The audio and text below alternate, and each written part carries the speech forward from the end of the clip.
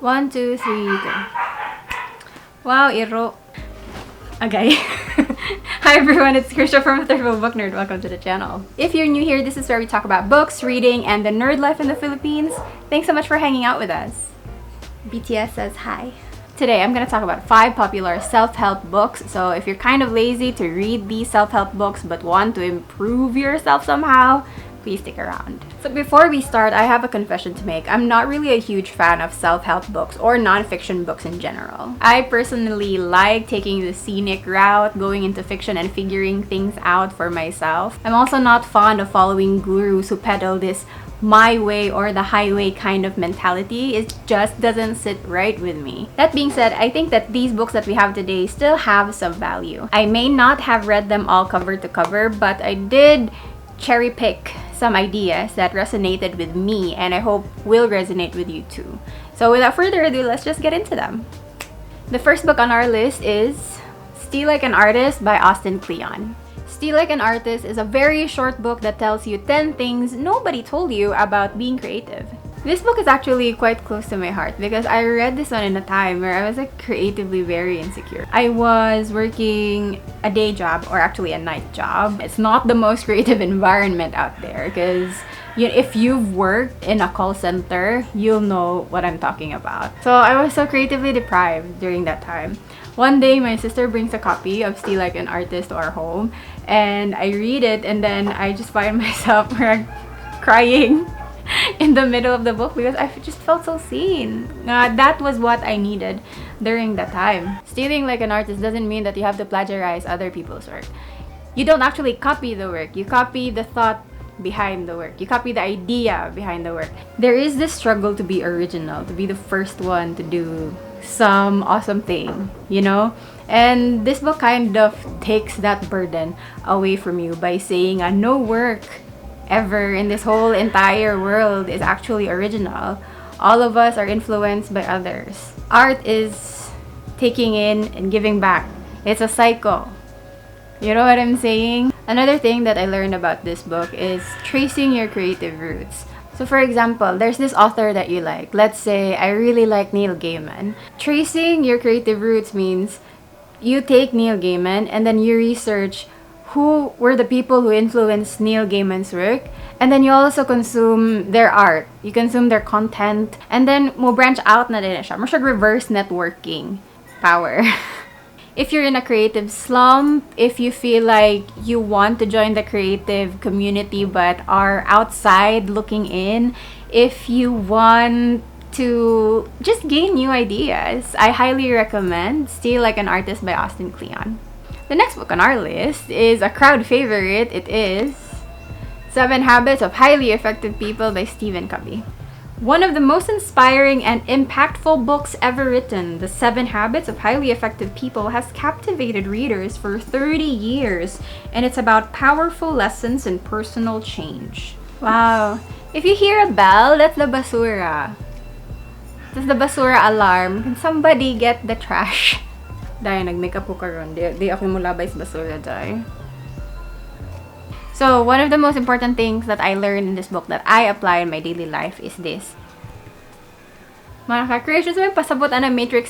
Oy, si Keanu Reeves na, unsa man. Okay, I'll tell you what it means. So basically, ano si Tito Stephen Covey, nga kung mag-manage ka sa imong time, your activities are basically divided into 4 quadrants. Okay, so si quadrant 1, si important and urgent. Quadrant 2, important but not urgent. Quadrant 3, urgent but not important.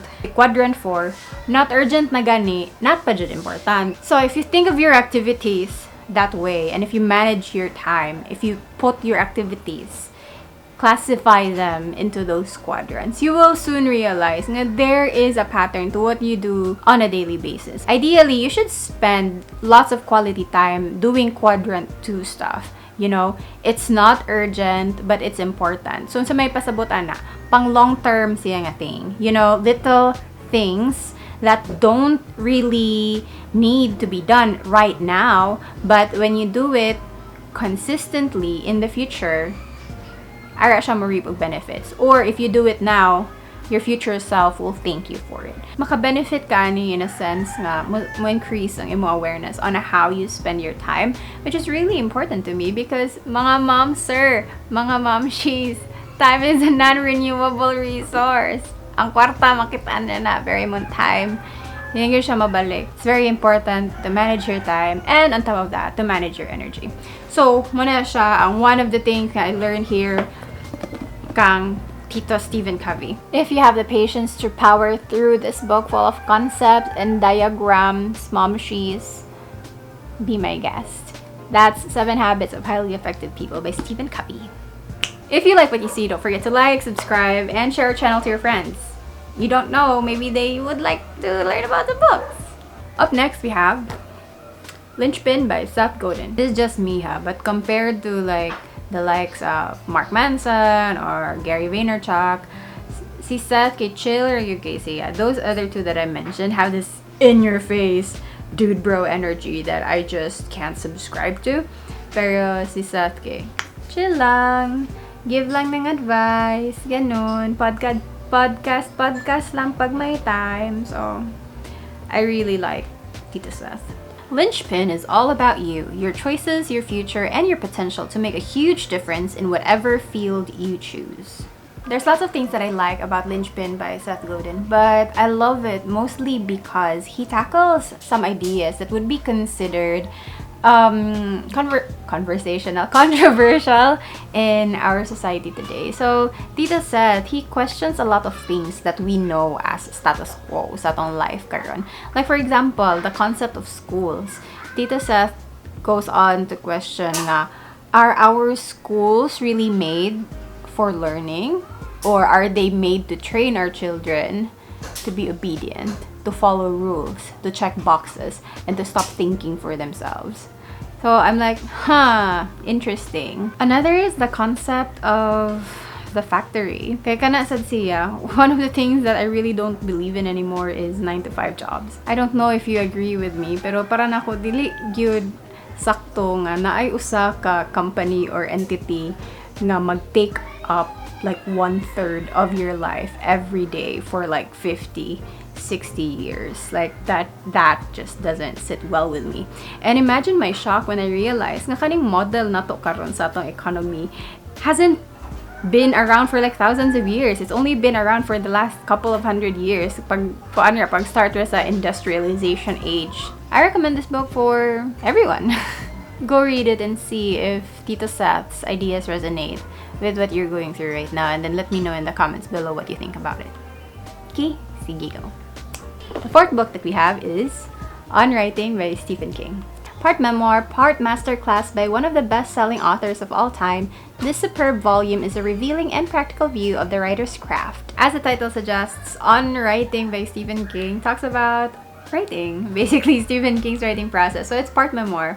Nano siya autobiography kind of situation at the beginning, and then the second half of the book actually tells you, or Stephen King actually shows you the ropes on how he writes his best-selling novels. One key takeaway is that the muse does not exist. If you're a writer, you can't afford to just sit around and wait for the inspiration to strike or wait for your muse to come. This actually reminds me of something that I learned from this writing masterclass that I attended from Disney, from the creators of Raya and the Last Dragon a couple of months ago. They were like, write bad, write non-stop. So you don't really wait for inspiration to come. Instead, use that time to refine your process, build better habits. Just go to the desk and write. Even if it's bad, you can just edit it later. You know what I'm saying? So that's one of the things that I learned in this book. Another thing though that did not resonate with me is that Stephen King hates plotting out his books. I know, right? Is he insane or what? Tito Stephen, he's like, let the character go on an adventure. Let them find their journey as you write. But I'm like, Tito, I can't. Okay? I need to have the end in mind. I need little steps to get there. So I wasn't too hot about that idea. But if you're that kind of writer and if you want to learn more about Stephen King's process, you might like Unwriting by Stephen King. So that's that.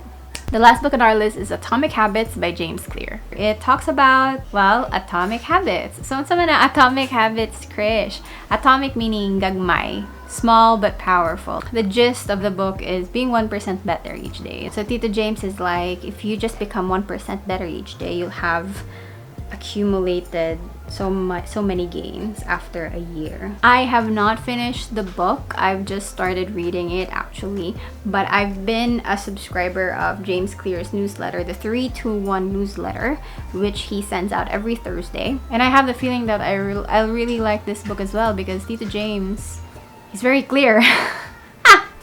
Oh my god, I've been wanting to say that all day. So that's it, you guys. 5 books that would hopefully help you navigate this crazy world of adulthood. You know, being a young adult is never easy, especially in these trying times. But you know what?